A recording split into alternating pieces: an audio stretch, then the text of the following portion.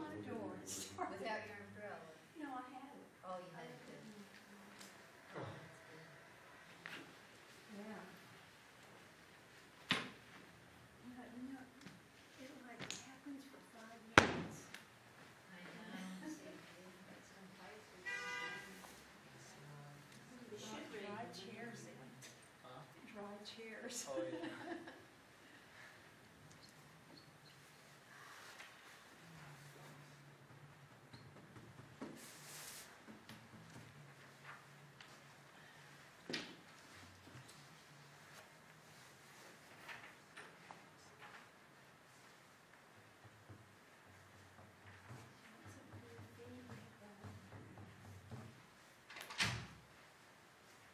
Okay. What about the level? Did you try it? I haven't tried. I know it's not going to be too loud. Maybe so. Hare Krishna, Hare Rama.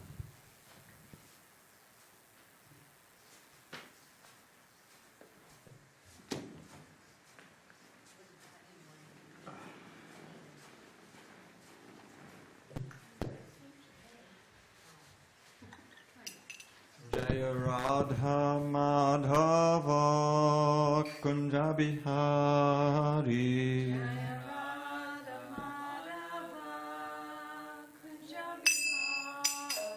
Jaya Radha Madhava Kunja Bihari.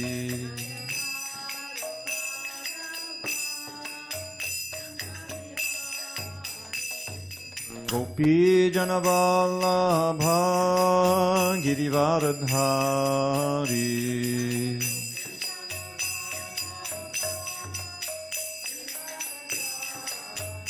Jaya Gopi Janavallabha Girivardhari.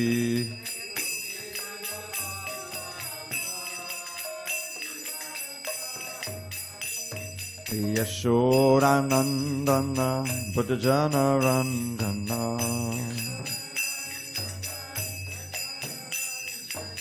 Yashodanandana Buddhajana Randana.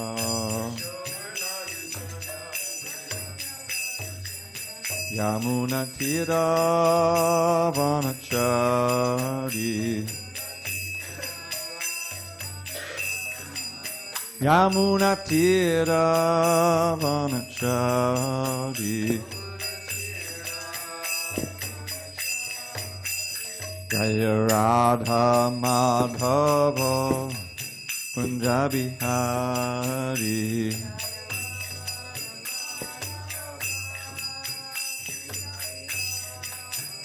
Jaya Radha Madhava Kunja Bihari.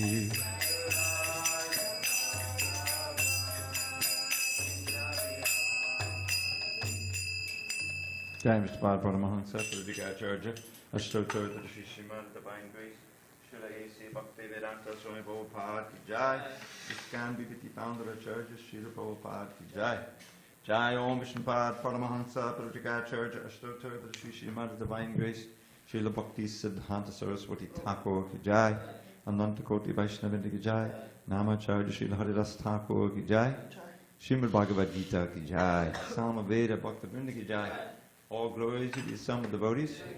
All glories to the assembled devotees. All glories to the assembled devotees. All glory to Sri Guru and Gauranga.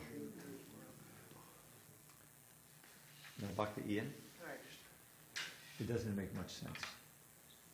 All of us here who are more or less not sick are nicely wrapped up with socks and things. And the one guy who's kind of sick, wearing a t-shirt, no socks, and no shirt. He's not from Southern California. Yeah. Oh, that's the thing.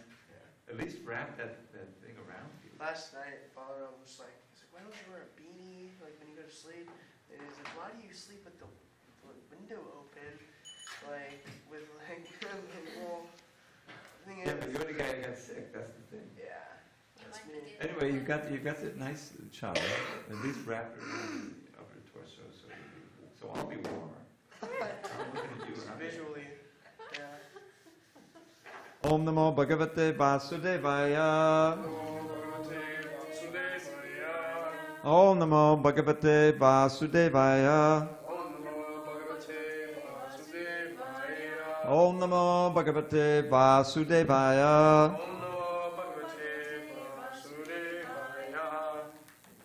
On this 27th day of February 2018 in SanDiego, we're reading from Srimad Bhagavad Gita as it is, translation and commentary by His Divine Grace, A.C. Bhaktivedanta Swami Prabhupada, page 523. We are in the devotional service, chapter 12, and we're on text 15 at the bottom of page 523. Yasmano dvitate loko. Lokano dvitate chayaha. Harshama shabayod vegar. Muktoya sachame priyaha.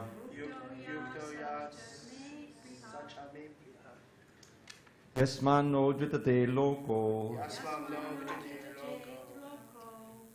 Lokano dvitate chayaha.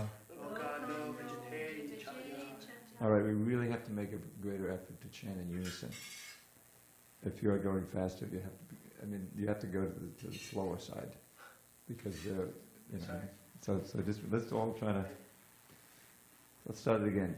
Yasmano jutate loko. Yasmano vijate loko. Lokano jujate chayaha. Lokano vijate chayaha.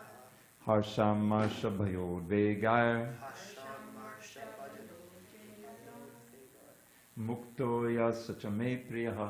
Muktoya sachame priyaha. Yasmano judate loko. Yasmano vijate loko. Lokano judate chayaha. Lokano vijate chayaha. Harshamarsha bhayo vegar. Harshamarsha bhayo vegar. Muktoya sachame priyaha. Muktoya sachame priyaha. Parsha. Yasmano vijate loko. Lokano vijate chayaha. Harshamarsha bhayo vegar. Muktoya sachame priyaha. Losnano vijate loko. Lokano vijate chayaha.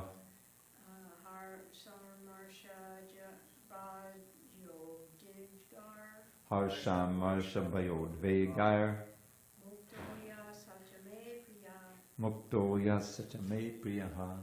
Does Amani want to give it a shot?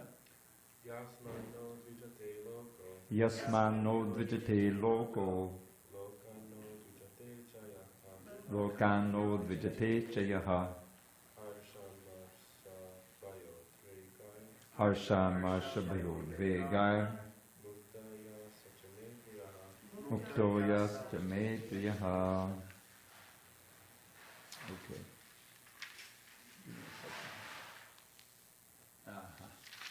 Okay, synonyms. Yasmat, from whom, na, never, udvijate, are agitated, lokaha, people, lokat, from people, na, never, udvijate, is disturbed.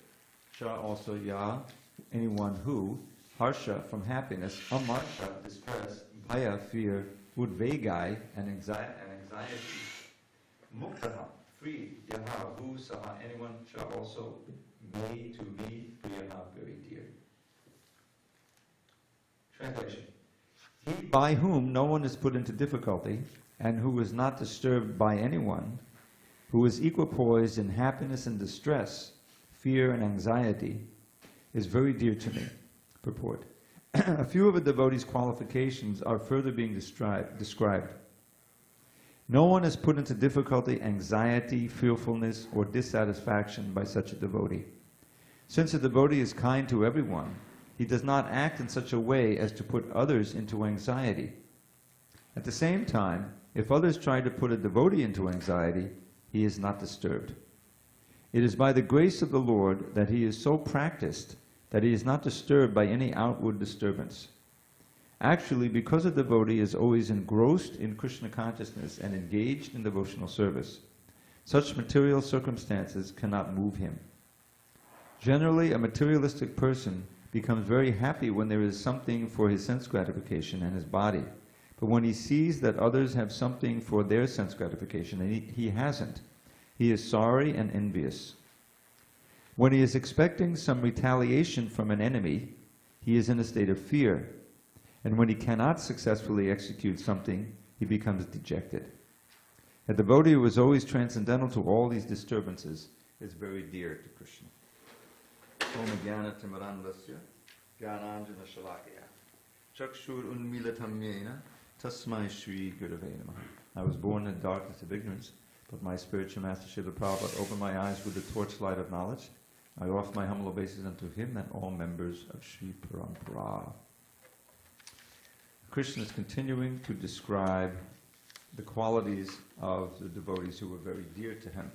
And that is the whole purpose of the Krishna Consciousness movement, to become dear to Krishna. Now the fact is that we're already dear to Krishna, but because we're covered, we don't realize it. And therefore we're oblivious to all of the love, the gifts that Krishna is giving us at every moment. He claims us in chapter 14. He says, Aham bija pradakpita, I am the father of every living entity. He says in chapter 4 that he comes periodically in order to protect the devotees from the demons, annihilate them, and reestablish religion. And his whole history that we know of his pastimes is that he's reciprocating with the love of his devotees, and he's protecting them in all kinds of ways. And yet, despite all this understanding, still, because of our material disease, we forget our relationship with Krishna. And that's the beginning of our whole problem in this material world. Now this verse has the word udvijate or udvegar 3 times. You see that? The first one, the first instance is the first line, one who doesn't disturb anyone. Yasman udvitate loco, he by whom no one is disturbed, or he who disturbs no one. And who is not disturbed by anyone. And who's free from the udvegar, anxiety, and elation, material elation, and depression, and fear. All of these emotions he's free from them. In other words, he's very equipoised. He or she is very equipoised, the soul, in happiness and distress, the inevitable dualities of the material world. They're going to come and go. But to have that place of very deep Krishna consciousness, in which you're not shaken by anything. And we saw that directly with Srila Prabhupada. Everyone knows the history, what he went through in India, what to speak of in America. All the struggles and the difficulties, and especially when he courageously and fearlessly got on the boat to come to America when he was aged. And yet through it all, he maintained an equilibrium. Whereas an ordinary person would not even dream of undertaking such a thing. To go to a strange country, you don't have any friends there, you don't have any money, you don't have any followers, it's inconceivable. And yet we can see, and from the history, and those of us who were there in the early days, you saw Prabhupada stayed equipoised. And then when he became successful, he was equally equipoised. Famously, he was able to purchase a very kind of expensive house, a place in Detroit. I forget what year, 76 or 77. Probably 76. And his wealthy disciple, Ambarish, and another wealthy disciple, Lake Shravanti, who's not as famous, but her father was a big labor leader, and she was able to give $100,000 or something, which was a lot in those days. And he was able to buy that, and he could have stayed there. Or he could have just stayed in Hawaii, or any other place. I mean, that's what older people do. They kind of don't travel a lot. Maybe they go on a little tourism, but they stay. They don't do a lot of flying here and there all over the world constantly. But Prabhupada, even when he was successful, he continued to do the same thing. He was getting up at 12 o'clock or whatever it was and writing his books in the wee hours of the morning. and he was traveling, and it was all of the troubles of the society where he was dealing with them. There was letters, you can read his, 6,000 letters or something. And so he was personification of this. Now there's a verse that Prabhupada would quote. This word udvijate reminded me of a favorite verse of Prabhupada's, and it is spoken by Prahlad Maharaj to his father. Famously, Hiranyakashipu was the father of Prahlad. He was a big demon, one of the first demons of the age. And he was an arch enemy. He regarded Vishnu as his arch enemy, because Vishnu, in the form of Varaha, had killed his brother, Hiranyaksha. So then the scene switches to his palace. He performs all these austerities, becomes even more powerful, takes over the whole universe. He's occupying Indra's throne. And he wanted to raise his child, his eldest son, Prahlad, to be the next Hiranyakashipu.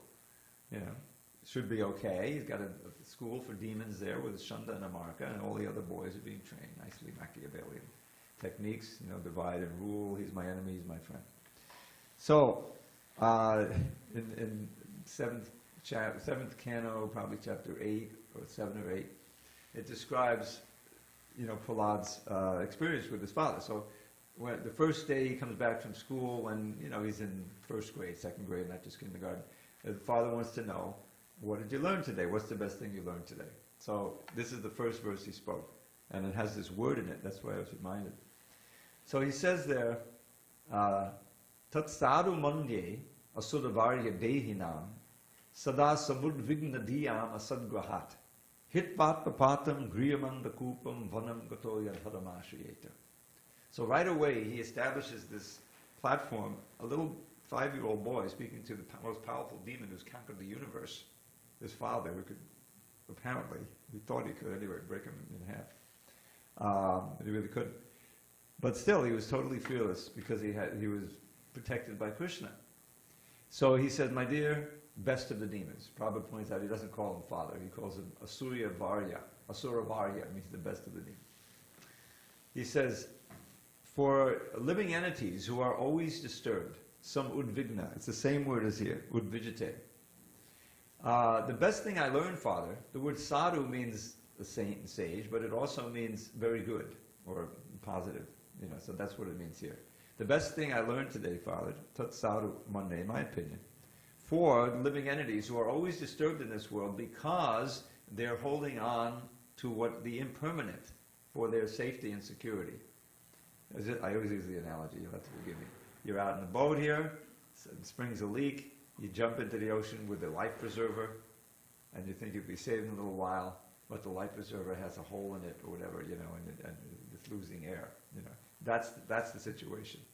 People are taking shelter of their physical body, of their money, of their families, of this and that, but it's all temporary, it's all matter. It's asat. Asat means temporary. So asad grahat. Grahat means hold on. You're holding on to dear life, to something that's turning to dust. This is why people are in anxiety. So, what's the remedy? He says, hit vatnapatam, griyamanda kupam. One has to give up materialistic household life, which is just like a blind well. And give it up because it obstructs your spiritual development. Atmapatam means the path of the soul progressing. Atmapatam means that which obstructs the soul. So give it up, and then what should you do? Last line says, go to the forest. In other words, renounce your opulent kingdom and take sannyas. And specifically, it's mentioned in the commentaries, the forest is Vrindavan. Go to Vrindavan and take shelter of Hari. Vanam Gatoyat Hadim Ashrayeta. Take shelter of Hari, which is the last thing his father expected to hear from his son. Where could he learn such a thing? You know. And so he didn't blame his son. He kind of laughed. He said, "What is this? This is, you know, enemy propaganda. How did it get there?" And he looked askance at the teachers, Shanda and Amarka, and they shaking in their boots. We didn't teach him. We don't know where he learned it. So anyway, it goes on. They took him back and they grilled him. Where did you learn this? Where did you learn this? You know. So anyway, it goes on. Eventually, he gets killed. Really intense. Huh? It's really intense, and there's a whole bunch of really good teachings in there, both to his father, to his friends, and finally in his prayers to Nrsimhadev. So there's very important passages. So here we have the contrast. For a devotee, he doesn't agitate anyone. Now Prahlad did agitate his father, but that was his own fault. Prahlad himself was the most peaceful and Krishna conscious, blissful person. He perfectly showed this. He's undisturbed even in causes for fear, something that should cause elation. This is in the Bhagavad Gita, chapter 2. If Krishna is telling us, is that Dukeshana Vignamana Sukeshu Vigataspaha Vita Raga Bhaya Krodha Stita Diyamunaruchite. In order to advance in any yoga, you have to have a peaceful mind. So much of the Ashtanga yoga process is getting away from the hurly-burly of a city, going to a secluded place, practicing the pranayama, which anyone who tries it knows it does calm the mind. And in other words, just getting a very peaceful situation so you can meditate, so you can absorb the mind in the absolute. And why does it take 10,000 years? Why does it take so long to do? Because with that technique for controlling the mind, especially in this age, is impractical. It's just practically impossible to do that. For very few it can, but certainly not for the masses. So, one who is free from the harsha, the amarsha, the bhaya, and the udvegai, the anxiety, disturbances, fear, jubilation in material happiness, and depression, and crestfallen heart in other things, then that person is dear to me. Now, it's in the context, of course, of the previous one, the Yomad Bhakta Samepiya. That's the bottom line. A devotee who has these qualities is very dear to Krishna. So this is something we can strive for, how to live in Krishna consciousness so that we can really be peaceful. Now we have a little taste of that. When you're absorbed in service to Krishna for some time during the day, you find yourself lighthearted. You find yourself joyful. You can see it whenever there's like a festival and everyone is engaged. In other words, everyone has to pitch in, like the Janmashtami festival. Gopanim's coming up, and we'll find when the Rath Yatra comes in L.A. and our own little Rath Yatra. It's a time when devotees are all working together, glorifying the Lord. There's no anxiety. It's not like oh, I have to excuse me, I have to go take my pill to raise my spirits. It's not like that. It's just Krishna consciousness. You're out of yourself. You're thinking of Krishna. That's the whole idea. It's when we dwell on ourselves. They've discovered that all of these selfies that people are taking. There was one that they asked, it's an average lady, 700 selfies a day. What? Yeah. What is it? You know what a selfie is? No. It's when you ever see with the long hair, where you take the phone and you take a picture of yourself. A self-portrait. Oh. Picture. Yeah, it's a thing. It's a total thing. I mean, they even have a special connection where you could get the phone way out there so you can take a nice group. Yeah. Right. Selfie stick. Selfies. Just send to friends. Huh? Just send to Oh, friends. of course, you post it on Facebook and YouTube, whatever, YouTube. And so the point is, but come on. I mean, ordinary people, nobody looks like the models in the Hollywood. So all the especially the young girls, they're all on anxiety. They're too fat. They're too thin. They're too many pimples. I don't look good enough. And I have to be on Facebook. I have to be joyful. No one wants to go on Facebook and see that I'm all depressed today and what I did. So you have to look joyful. And the strain to try to look so good and compete on that level. I mean, when I was coming up, we didn't have all this. It's not that everyone was carrying a phone around in their pocket and getting messages and then respond and just getting splayed out. See, the whole thing is your attention. That's the whole ball game. Is that if you can take your attention and focus it on Krishna and the service to Krishna and remember Krishna, the holy name, then you succeed in life. But this age is meant, the modern, more than when we were growing up, is much more distracting in so many different ways. So the devotee, simplify, so that you can peacefully, do your sadhana and focus on Krishna, the holy name, and gradually progress so that you remember him more and more and more during the day. That's the whole idea. So that's the But here is, he puts no one into difficulty. It's said about the six Goswamis, when Rupa and Sanatan were there, Dhira dhira jana priyo, the famous line. They were dear to the dhira, those who were also devotees and were calm. Dhira means self-control. And also the adhira. It's not that everybody in Vrindavan in those days was a great devotees. Some were, ordinary people or even ruffians and whatever. And but as soon as they saw Rupa and Sanatan, they calmed down and they all liked them.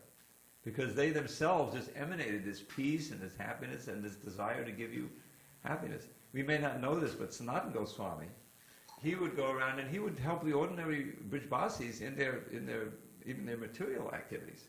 He would counsel them in marriage counseling and all kinds of stuff. Yeah, Sanatan Goswami. Because he knew that having a peaceful mind was so important, and they all trusted him because he was so wise, even in those matters. So, imagine meeting someone like that who's really, really out to help you, in all wholesome ways, so that you leave such a person feeling with a good feeling. And that's the best book distributors like that, like ISKCON. In other words, the whole idea is the interchange you have with the people. If they don't take a book, at least they have a good feeling about it. In the early days we had to change up and everything. It's not like that anymore. Somehow or other, try to get them to take a book, but at least they figure they met a nice person.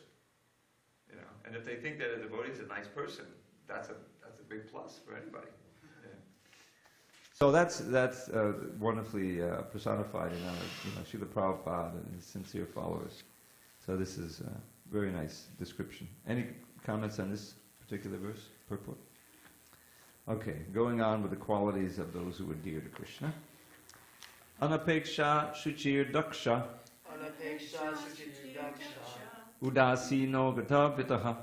Udasino gatavitaha. Sarvaramba parityagi. Yomad bhakta same priyaha.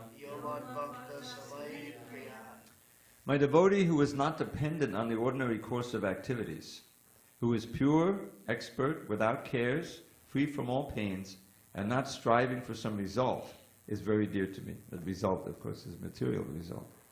Purport: money may be offered to a devotee, but he should not struggle to acquire it. If automatically, by the grace of the Supreme, money comes to him, he is not agitated. Naturally, the devotee takes a bath at least twice in a day, and rises early in the morning for devotional service. Thus he is naturally clean both inwardly and outwardly. A devotee is always expert because he fully knows the essence of all activities of life, and he is convinced of the authoritative scriptures. A devotee never takes the part of a particular party, therefore he is carefree. He is never pained because he is free from all designations. He knows that his body is a designation, so if there are some bodily pains, he is free. The pure devotee does not endeavor for anything which is against the principles of devotional service. For example, constructing a big building requires great energy, and a devotee does not take to such business if it does not benefit him by advancing his devotional service. He may construct a temple for the Lord, and for that he may take all kinds of anxiety, but he does not construct a big house for his personal relations. So this anapeksha, to be neutral when it comes to all of the parties and factions and cabals and things that manifest in the material world. Are you a Republican or a Democrat? Neither. I remember back in 1980, I was on the street in Manhattan. We were doing Harinam, and I was maybe distributing little pamphlets or something. And people wanted to know, are you for, who's it, right, Reagan or Carter? I think Carter was running again, He had been president from 76 to 80. And Reagan or Carter. I said, I'm not for either of them. They're both, and I explained, they're both materialists, they're both, entangling us in wars. I forget what war was going on. There's been some war, major or minor. And in other words, I got a chance to explain the position. Although in previous years, I was deeply involved in politics. I remember when I was, how old was I? 8 years old. I'm campaigning for Adlai Stevenson, 1956. my parents are deeply involved in the Democratic Party. I'm out there with the pamphlets, this and this. And, when my guy lost, the whole press, they cried, And just see what's going on in this country. They spent, Hillary Clinton spent $3.5 billion trying to get elected president. It was all wasted. Oh my gosh. Yeah. It's insane. And the whole thing is completely corrupt. The money is so thick, buying these guys. And people, they spend their lives, hoping and working 12 hours a day more, trying to get their person elected, thinking that's going to solve the problem. And it never solves the problem. Because both sides are blind to the truth, to the actual means by which problems can be solved. So that's called anapeksha, neutral between all these material sides. And Xiu Qi, the purity. The idea is we want to come to the point of the whole process of one of purification, internal and external. And the external purity helps the internal, because it helps you stay in the mode of goodness. And the mode of goodness is when you're more thoughtful, you're more peaceful. Mode of passionate ignorance, you can't practice devotion service. So much of ashram life, which is invaluable, the time you spend in there. I always thank my star that I got to spend 2 years in the ashram in Brooklyn, and learn the principles really of like human life. Getting up early. Prabhupada says, I had my years of sleeping late too. It's just that those early morning hours are so favorable for spiritual practices, and because the whole atmosphere is calmer, you're calmer, you haven't started your work day or whatever. So getting up early, staying clean personally, your environment, what to speak of, what you put in your ears, what you listen to, what you hear, what you see, what you read. All of these things are part of what Xiu Qi is all about, purification. And the whole idea is when we come in contact with Krishna through any means, especially the holy name, that's purifying our consciousness. But the other aspect of cleanliness will make it, I don't want to say more effective, but it will proceed faster if we also follow these sub-principles, the principles of just ordinary mode of goodness living. And Prabhupada wanted that. Daksha, expert. Now, expert, of course, you can't be expert at everything. But when you find, what you like to do, and you do it for Krishna, Krishna gives you more intelligence to perfect that service. Tesham satata yuktanam bhajatam pritipurvakam dadami buddhi yogatam yena mama priyantite. For those who are serving me constantly, who are linked to me through devotional service, and serve me with affection and love, I give them the intelligence by which they can come to me, by which they can perform their service very nicely. And we find, people who, look at the old paintings of the Krishna book. There's a certain flavor to them because they're done with such sincerity, but there are also some of them very crude. But the same devotees, over the years, when they stuck to it, they became expert. Krishna gave them the intelligence. Or cooking or anything that you do. Playing the drum, if you're really into it and it's for Krishna, you'll get better at it. So that's what it means to be daksha, to be an expert in the aspects of devotional service. Udasino, free from care. Gatavita is more or less the same idea. Sarvarama padityagi. Renouncing, here it says, not striving for some result. That's what that means. A renouncer of all endeavors. This is material endeavors. Remember, Rupa Goswami says in his Upadeshamrita, 6 things that obstruct devotional service and 6 things that further devotional service. And one of them, the things that obstruct devotional service, atyahara priyasascha. Priyasa is hard endeavor for material things. And that's what this world is all about. People are struggling so hard, nowadays, just to survive. But the idea is that if you get wrapped up completely, your mind in trying to achieve this or that material position or job or whatever, that takes up your whole mind. But here he says, Sarvarama padatyagi, one who gives up all of this hard endeavor for material things. And Yoman Bhakta Samepiya, such a devotee of mine, is very dear. So we can see Krishna describing how we can become dear to him. Okay, time for nectar of devotion. Okay, so we'll, tomorrow, yes, we will read 17. I have a question. Yes, right. A lot of devotees, when they, by the time they get to this chapter, they think, wow, I thought I was devoted, but, you know, I don't have much of any of these. Well, he's You described. shouldn't become discouraged, right? No, It's gonna take a this is long time to this is a high bar to meet. This is the goal to achieve all of these. But you know, we should know. It's important to know these things. There's a lot of things like this in the Bhagavatam, whole lists of qualities in CC, and you say, oh my God, you know, I don't really have those qualities. But it's important to at least know them, so that we can try to develop them, you know, gradually. That's the idea. Okay, so nectar of devotion. I kind of queued it up here, where we were last time. Hopefully, we can proceed. All right, so we have begun the introduction after reading a wonderful preface. This devotional service is a sort of cultivation. It is not simply inaction for people who like to be inactive or devote their time to silent meditation. There are many different methods for people who want this, but cultivation of Krishna consciousness is different. The particular word used by Srila Rupa Goswami in this connection is anushilana. Now Prabhupada is still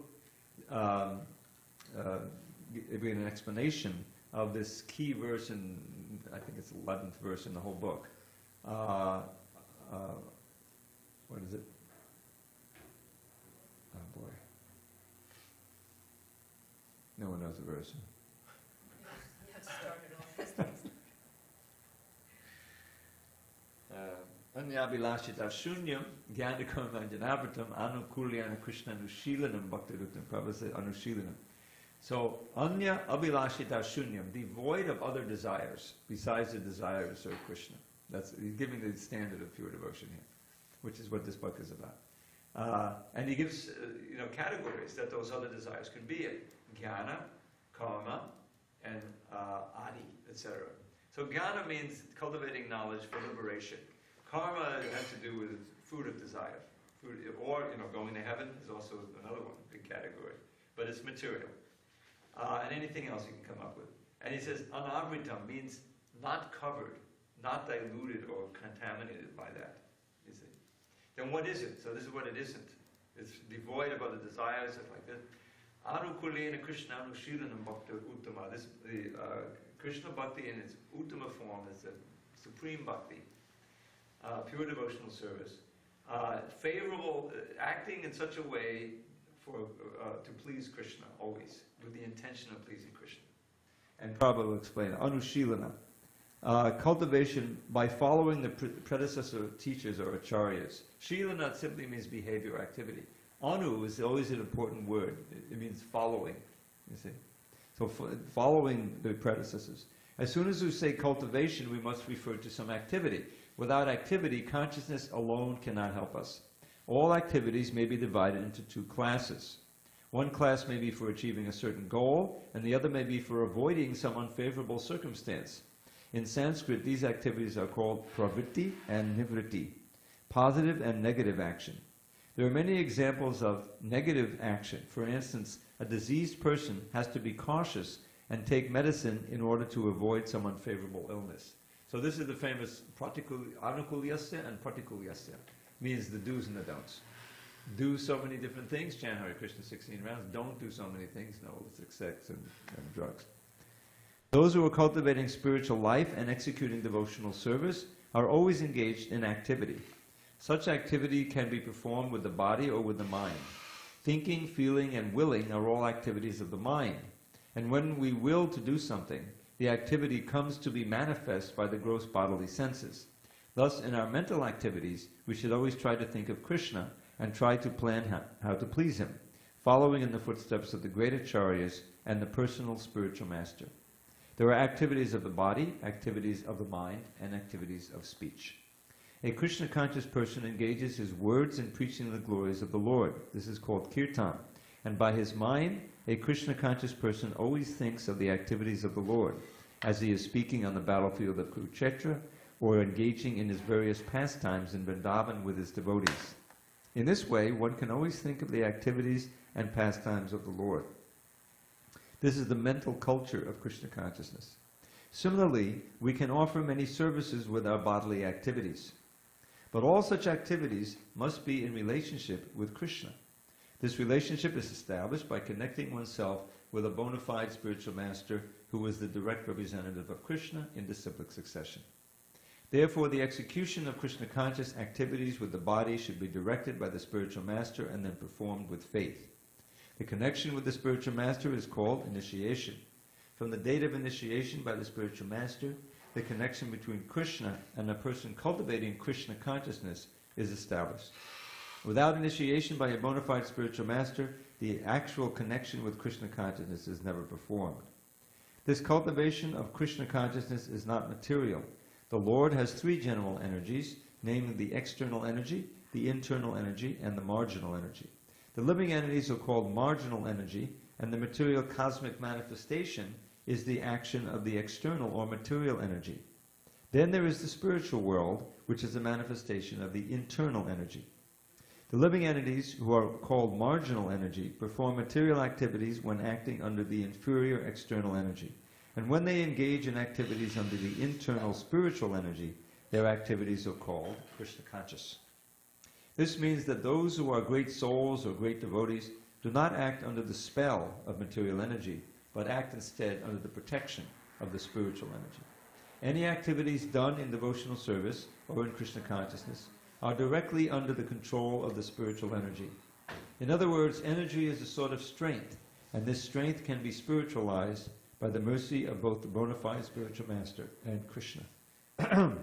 In the Chaitanya Charitamrita by Krishnadas Kaviraj Goswami, Lord Chaitanya states that it is a fortunate person who comes in contact with a bona fide spiritual master by the grace of Krishna. One who is serious about spiritual life is given by Krishna the intelligence to come in contact with a bona fide spiritual master, and then by the grace of the spiritual master, one becomes advanced in Krishna consciousness. In this way, the whole jurisdiction of Krishna consciousness is directly under the spiritual energy, Krishna and the spiritual master. This has nothing to do with the material world. When we speak of Krishna, we refer to the Supreme Personality of Godhead, along with his many expansions. He is expanded by his plenary parts and parcels, his differentiated parts and parcels, and his different energies. So that's technically, you have the Svangsha. Svangsha means his plenary portions, expansive, like Balaram, all the Vishnu forms. Then you have his separated parts and parcels, that's us. Vibhinangsha. Vibhina means separated. And then you have the energies. Now we're also energy, but that's different quality. So all the material energy, the spirituality of different categories. So in this way, Krishna expands in these different ways. Krishna, in other words, means everything and includes everything. Generally, however, we should understand Krishna to mean Krishna and his personal expansions. Krishna expands himself as Baladev, Sankarshan, Vasudev, Aniruddha, Pradyumna, Rama, Nrsimha, and Varaha, as well as many other incarnations and innumerable Vishnu expansions. These are described in the Srimad Bhagavatam to be as numerous as the uncountable waves. So Krishna includes all such expansions as well as his pure devotees. In the Brahma Samhita, it is stated that Krishna's expansions are all completely in eternity, blissfulness, and cognizance.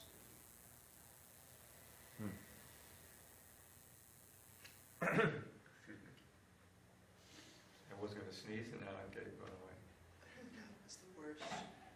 See, that's material suffering. It is, totally. Okay, we got one more minute before we switch over to Krishna book. Devotional service means to prosecute Krishna conscious activities that are favorable to the transcendental pleasure of the Supreme Lord Krishna.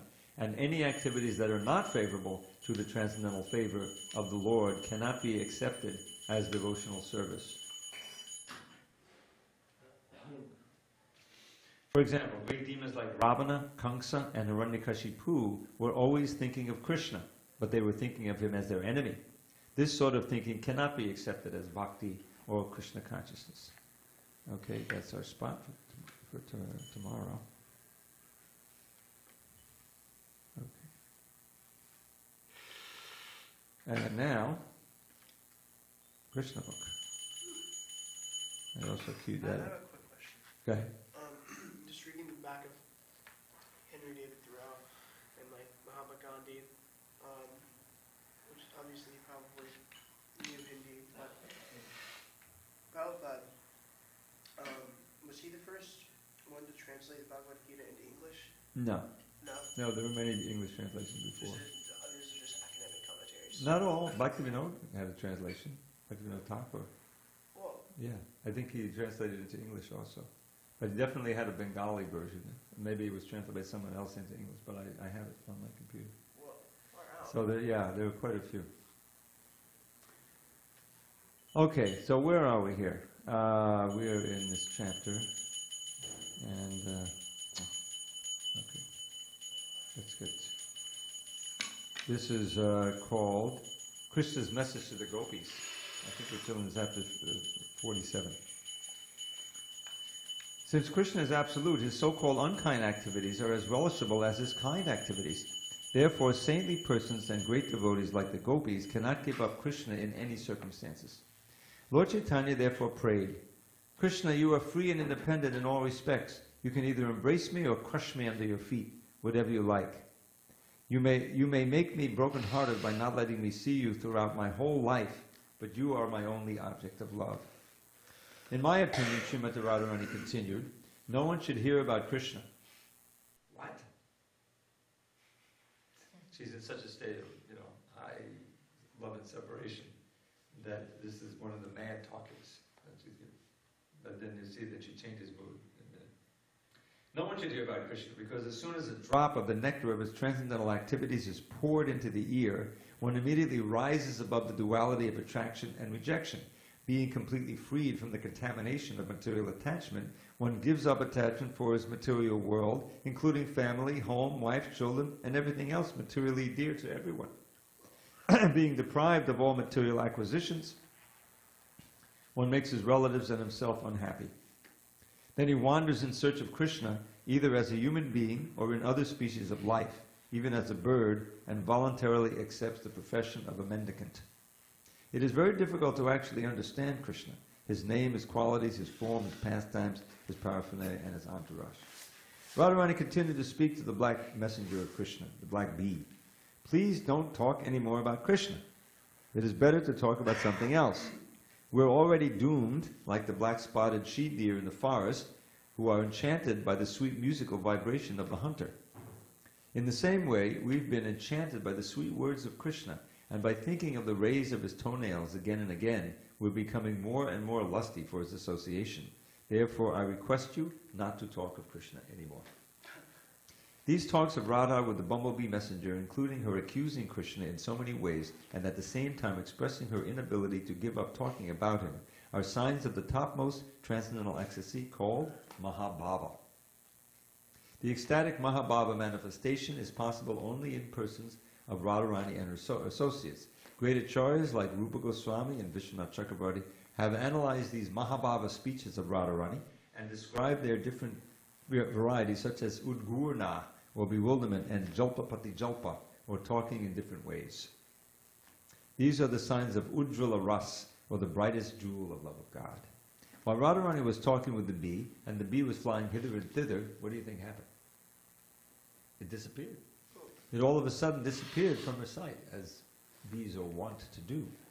She was in full mourning due to separation from Krishna, and felt ecstasy by talking with the bee. But as soon as the bee disappeared, she became almost mad, thinking that the messenger bee might have returned to Krishna to inform him all about her talking against him.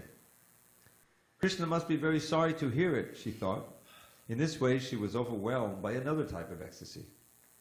In the meantime, the bee, flying hither and thither, appeared before her again. So now she's afraid to insult Krishna. She thought, Krishna is still kind to me. In spite of the messengers carrying disruptive messages, he is so kind that he has again sent the bee to take me to him. Radharani was very careful this time not to say anything against Krishna. My dear friend, I welcome you, she said. Krishna is so kind that he has again sent you. Krishna is so kind and affectionate to me that he has fortunately sent you back in spite of your carrying my message against him. All good fortune to you, my dear friend. Now you may ask for me whatever you want. And before she was saying, don't even touch my feet. Now you can have whatever you want. I shall give you anything because you're so kind to me. You've come to take me to Krishna because he's not able to come here, being surrounded by new girlfriends in Mathura. But you are a tiny creature. How can you take me there? How will you be able to help me meet Krishna while he is taking rest there with the goddess of fortune and embracing her to his chest? Never mind. Let us forget all these things about my going there or sending you. Please let me know how Krishna is faring in Mathura. Tell me if he still remembers his foster father Nanda, his affectionate mother Yashoda, his coward friends, and his poor friends like us, the Gopis. I'm sure he must sometimes sing about us, who served him just like maidservants without any payment. Is there any possibility that Krishna will come back and place his guru-scented hand upon our heads? Please put all these inquiries to Krishna. And that's the end of her song to the bee. Uddhava was standing nearby and he heard Radharani talking in this way as if she had become almost mad for Krishna. He was exceedingly surprised at how the Gopis were accustomed to thinking of Krishna constantly in that topmost ecstasy of Mahabhava. He had brought a message in writing from Krishna, and now he wanted to present it before the Gopis just to pacify them. He said, "My dear Gopis, your mission of human life is successful. You are all wonderful devotees of the Supreme Lord. Therefore, you are eligible to be worshipped by all kinds of people. You are worshipable throughout the three worlds because your minds are wonderfully absorbed in the thought of Vasudeva, Krishna.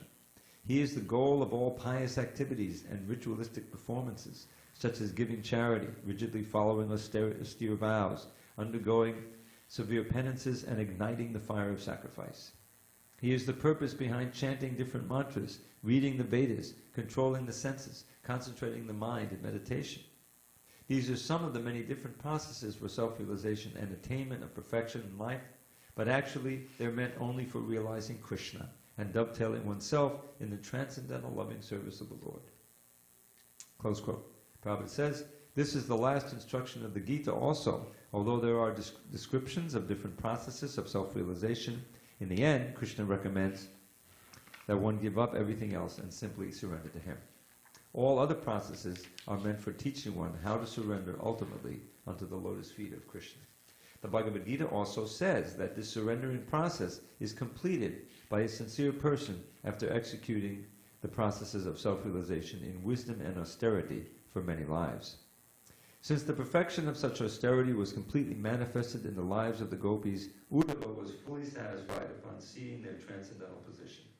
He continued, "My dear Gopis, the mentality you've developed in relationship with Krishna is very difficult to attain, even for great sages and saintly persons.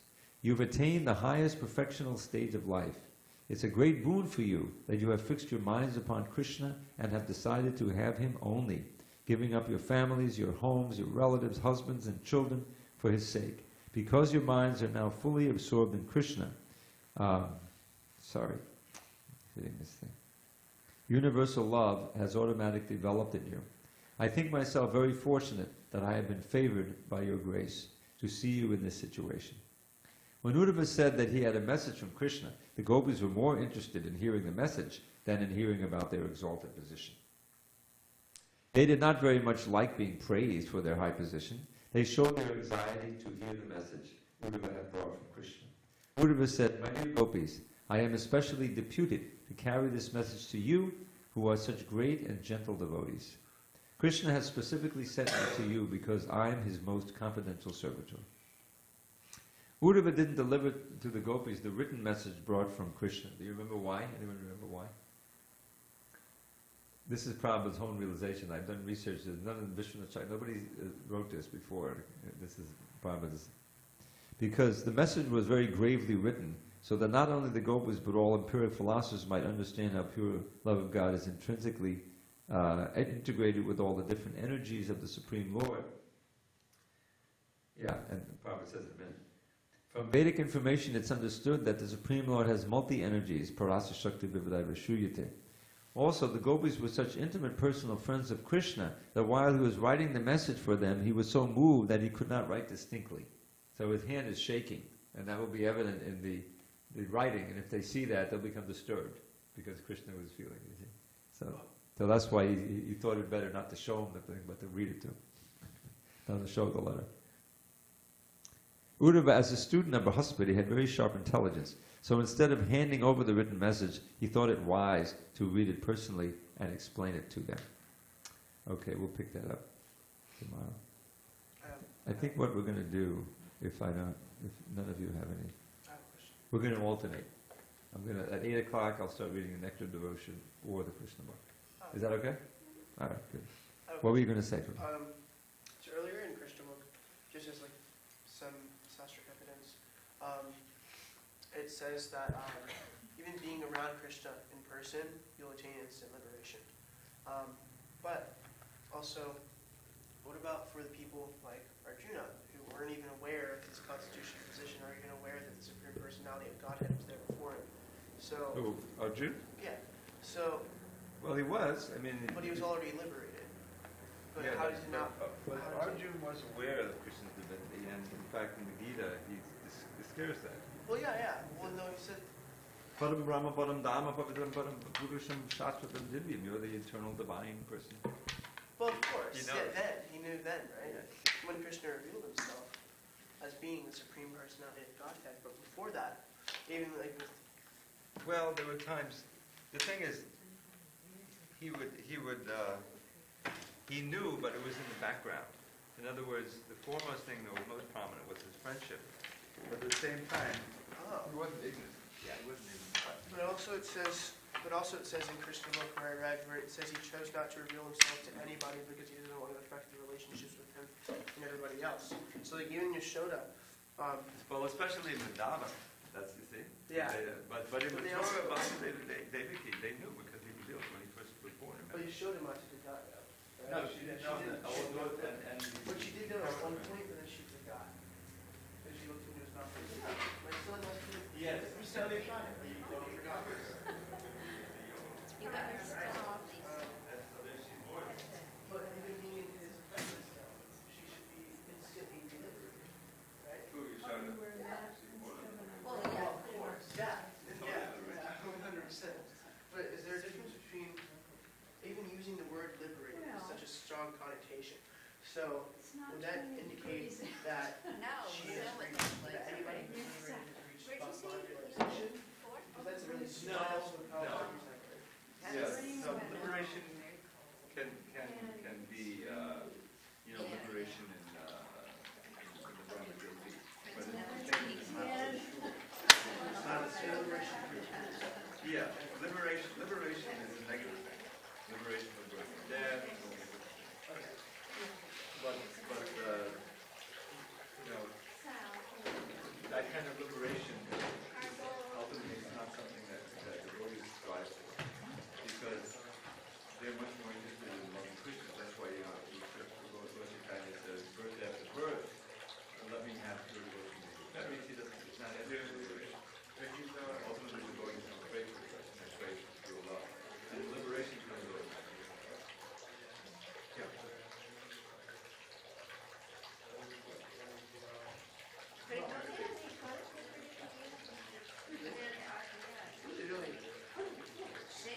Well, it's coming from a box, so it's kind of, like a cocktail. They should have some toilet paper. You should be swallowing that. Oh yeah, that's pretty good. There's nothing else to get better.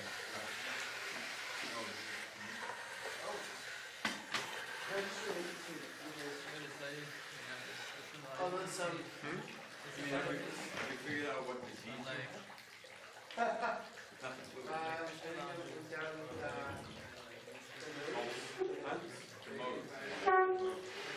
That's the disease right there.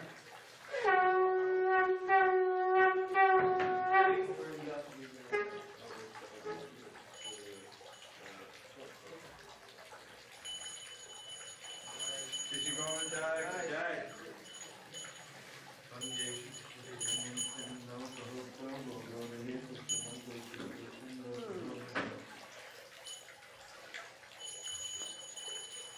Radharani ki jai.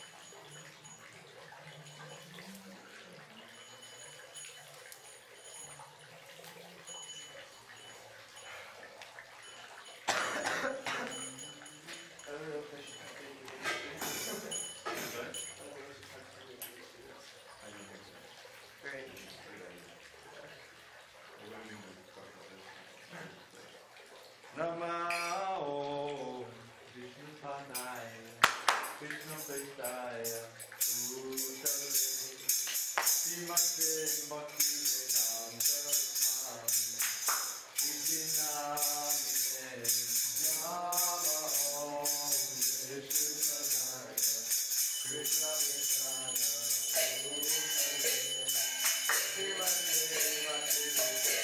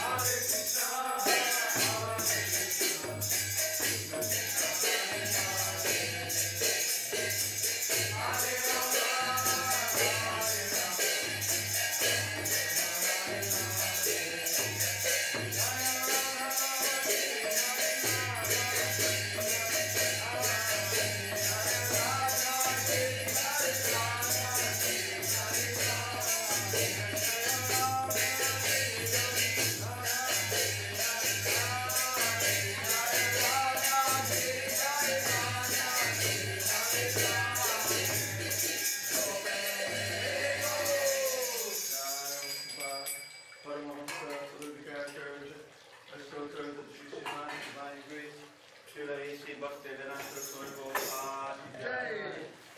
ISKCON Church Shri Prabhupada ki jai. Jai Om Prasad Paramahamsa Tripika Church Ashtotar Shri Srimad Divine Grace Srila Bhakti Siddhanta Saraswati Thakur ki jai. Ananda Koti Vaishnava ki jai. Namacharya Srila Haridas Thakur ki jai. Parents ko Shri Krishna Chaitanya Prabhu Nityananda Shri Radharani Radha Shri SanDiego Bhaktivinoda ki jai. Shri Shri Radha Krishna Gopinath Shyam Radharani Gita Govardhan ki jai. Vrindavan Dham ki jai. Navati Mayapur Dham ki jai. Jagannath Puri Dham ki jai. Jagannath Swami ki jai. Ganga Mahi ki jai. Yamuna Mahi ki jai. Tulsi Devi ki jai. Bhakti Devi ki jai.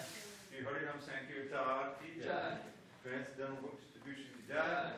Shri Prabhupada ki jai. Samaveda Bhaktivinoda ki jai. All glories to the Son of the Lord. Hare Krishna. All glories to the Son of the Lord. Hare Krishna. All glories to the Son of the Lord. Hare Krishna. All glories to Shri Guru and Gauranga. Jai Shri Guru Gauranga. Namaste Narasimhaya. Namaste Narasimhaya. Namaste Narasimhaya. Namaste Narasimhaya. Allah, Allah, Dainde.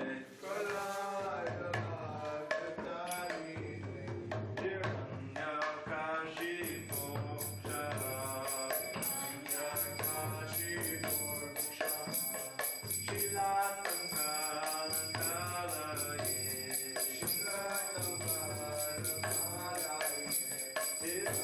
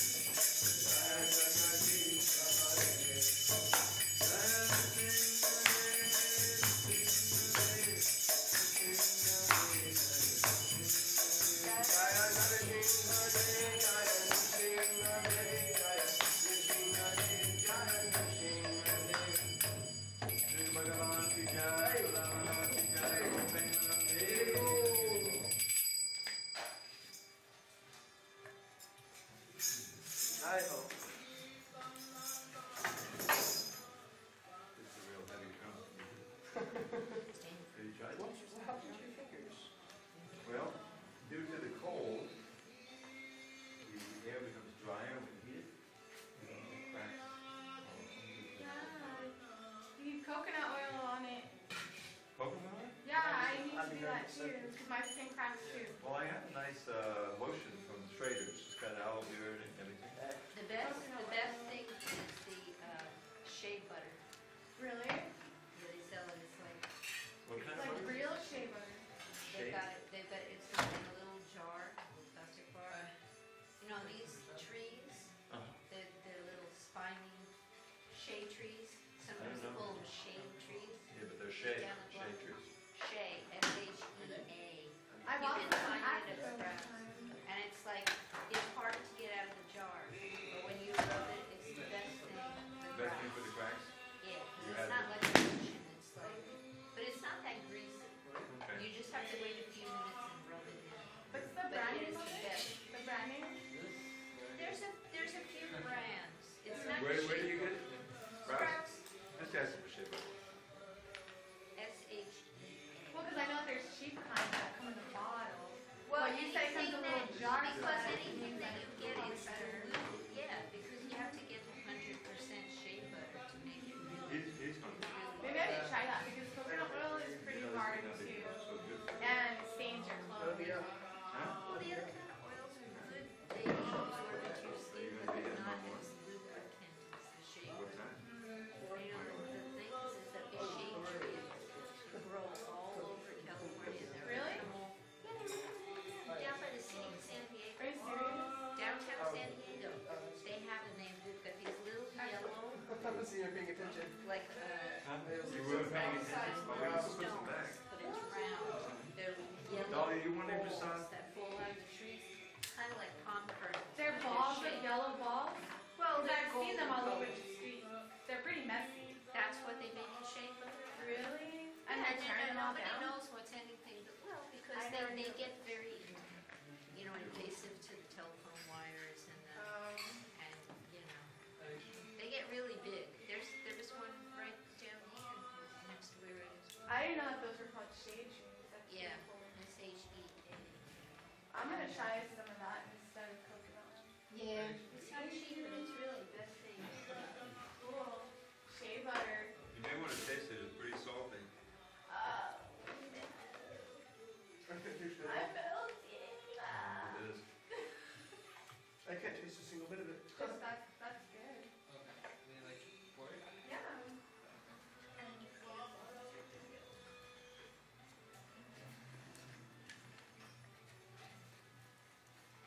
Thank you. How come nobody helps you with the book I can't taste distribution? this at all. They I can't taste this at all. I know, it's so good. It has to be. Nobody wants to?